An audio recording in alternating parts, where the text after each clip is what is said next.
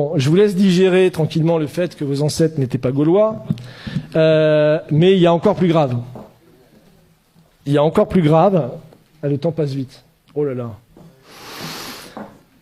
C'est que tous les pharaons qu'on vous a appris à l'école étaient également noirs, jusqu'à très très tard en fait. Toute la civilisation pharaonique, donc là on est en moins 2570, c'est le roi de la 3e dynastie, donc voilà. On voit ici de profil, donc il y a des caractéristiques morphologiques, bon j'ai pas le temps de rentrer dans les détails, et vous remarquez que son nez est complètement éclaté.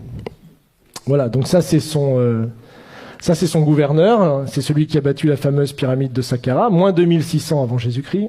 Donc on voit également qu'il a le nez cassé et une coiffe tout à fait occidentale.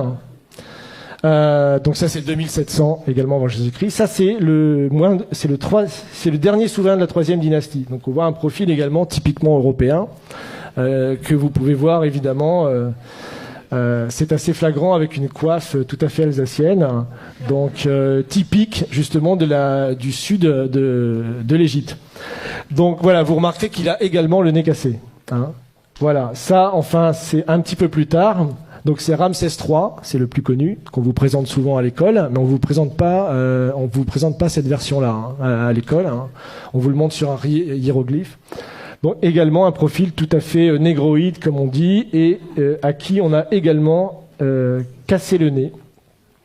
Par contre, ce qui est marrant, c'est que j'ai mis la source de Wikipédia, parce que Wikipédia, malgré qu'ils utilisent un langage, comme vous pouvez le voir, extrêmement évolué, hein, l'analyse génétique montre que Ramsès III et l'homme E, probablement père et fils, et qu'ils appartiennent tous deux à l'aplogroupe du chromosome YE1B1A13, et que l'on trouve principalement en Afrique subsaharienne. Voilà. Vous avez bien mélangé le tout. Mais bon, il est d'Afrique noire. Hein, mais il ne faut pas le dire comme ça. Donc voilà. Donc là, on est quand même en 1186 avant Jésus-Christ. Donc là, c'est les Égyptiens tels qu'ils se représentent. C'est également dans la tombe de Ramsès III que vous pouvez visiter en allant dans la vallée des rois. Donc 1200 avant Jésus-Christ montre que les Égyptiens... voilà, ça c'est l'Égyptien, ça veut dire Égyptien, et qui se représente comme ça ici. Hop. Voilà, l'Égyptien vu par lui-même, donc voilà, ça c'est 1200 avant Jésus-Christ. Donc imaginez un petit peu. Donc voilà. Et certains scientifiques, déjà un peu plus tôt, et c'est les découvertes qu'a fait Cheikh Anta Diop, c'est-à-dire que lui il a même découvert que bien avant les découvertes qu'on a fait par la science, des explorateurs, au moment des invasions de Napoléon, ou des Anglais ou des Allemands qui étaient allés en Égypte, avaient découvert que les pharaons étaient noirs, mais que personne ne voulait en parler. Donc lui, c'est Lepsius, c'est le fondateur de l'égyptologie en Allemagne, et il dit, voilà, tout simplement, bon, c'est une citation de son livre, que vous pouvez trouver sur Internet, là où on s'attendait à voir un Égyptien, bizarre, on trouve un nègre authentique, tout à fait original. Donc ça, bon, j'ai pas le temps, c'est une icône byzantine du XIe siècle qui montre le roi Salomon allant visiter le pharaon noir, qui est très caractéristique. Et dans le Cantique des Cantiques, pour ceux qui connaissent la Bible, vous connaissez ce passage, je suis noir et pourtant belle, fille de Jérusalem, comme les temples de Kédar, les pavillons de Salomon. Voilà, pour ceux qui... Voilà. Donc voilà, encore une fois, là, il y en a plein, en fait. Hein. Bon, non seulement l'homme avant d'être blanc était noir, non seulement les pharaons également étaient noirs, et on bâtit également, était le berceau des sciences et des arts. Et ça, c'est la vraie négation, je pense, la plus consciente, qui a été faite jusqu'à présent et qui perdure dans nos écoles aujourd'hui, même jusqu'en Europe. Donc, puisque vous avez là également dans une des tombes, 2000 ans avant la balance d'Archimède, le système de balance avec des curseurs, afin de déplacer le centre d'inertie. Donc, vous avez là, tout simplement, le point de levier, et ici, ce qu'on appelle... le principe d'Archimède qui disait pour soulever la Terre, donnez-moi un point d'appui, qu'il a rédigé dans un traité, évidemment, 2000 ans plus tard, enfin 1500 ans plus tard, et en disant que c'était sa découverte et que c'était lui qui avait découvert toutes ces sciences géométriques. Donc, encore plus intéressant, le papyrus de Moscou, donc ça, il se trouve à Moscou, justement, aujourd'hui, il est au musée Pouchkine de Moscou. Et en fait, c'est les papyrus qui prouvent toutes les découvertes géométriques qui ont été faites par l'Égypte noire pharaonique, justement, entre moins 1500 et moins 3000 avant Jésus-Christ. Donc là, vous avez par exemple la pyramide tronquée, vous avez le calcul de la demi-sphère, vous avez Pythagore, vous avez le calcul des ellipses, Vous avez ça aussi, là c'est l'autre papyrus de Rhind. Donc vous avez ici donc, le théorème de Thalès. Donc, ça vous trouvez aussi dans des tombes, dans le papyrus. Donc ici, et Thalès lui-même a avoué qu'il avait fait sa découverte en Égypte. Qu'il avait lui-même fait sa découverte en Égypte. Mais il n'a pas dit que c'était les prêtres égyptiens qui lui avaient enseigné justement cette chose-là. Donc ils se sont tout accaparés. Donc là, ils ont même été jusqu'à calculer des coniques. On retrouve des études de coniques, bon ça c'est pour les matheux, qui sont soi-disant attribuées beaucoup plus tard, plus de 3000 ans plus tard. Le calcul de l'ellipse, de la demi-sphère, toutes ces choses-là ont été découvertes déjà avant moins 2000 par les Égyptiens à l'époque. Donc, encore plus fou, c'est que les pyramides ont été faites, elles, encore plus tôt. Donc c'est 2600 pour la pyramide, je crois que j'ai les dates ici. J'ai encore un peu de temps. Oui. Donc ça c'est la pyramide de Khéops qui a été faite en 2500 avant Jésus-Christ. Donc qui nécessite des niveaux de science extrêmement aboutis puisque la base de la pyramide est horizontale à 20 mm près. Vous imaginez déjà les calculs qu'il fallait faire.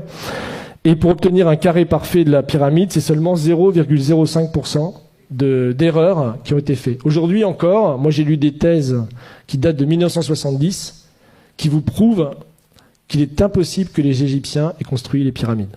Il y a des thèses qui sont écrites là-dessus jusque dans les années 70. J'ai même une citation là, qui est sur un site de vulgarisation scientifique. Ils ont des dizaines de milliers d'abonnés. C'est vraiment une chaîne YouTube et tout ça qui est très bien. Et vous pouvez dire que, sachant que les mathématiques, la géométrie et autres sciences nécessaires à de tels résultats n'existaient pas dans l'Égypte ancienne, en tout cas pas sous une forme élaborée, Pythagore évidemment ne naîtra que 1000 ans plus tard, comment les Égyptiens sont-ils parvenus à un tel degré de perfection? Pas de révélation évidemment dans ce site, mais rassurez-vous, les égyptologues continuent de chercher. Donc ça c'est publié en 2015. Vous imaginez.